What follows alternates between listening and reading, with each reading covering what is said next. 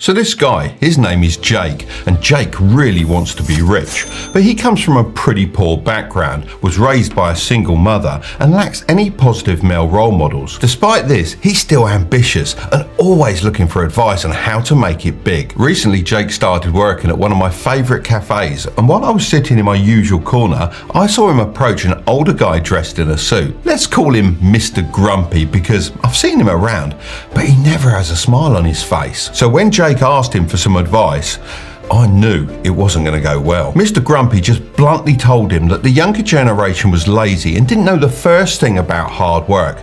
Jake tried to tell him that he's working hard to pay for college and has big plans for the future, but things aren't the same nowadays. But it was no use. Old Grumpy didn't even let him finish and snapped back.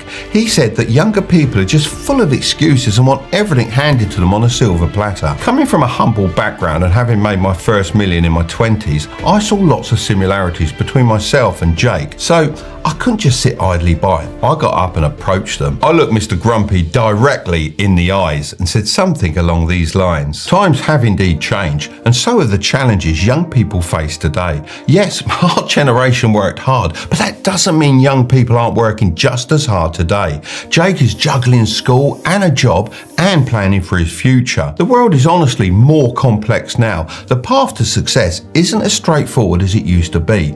We need to support and encourage the younger generation, not belittle them. They're the backbone and future leaders of this world. We should be guiding them with our experience.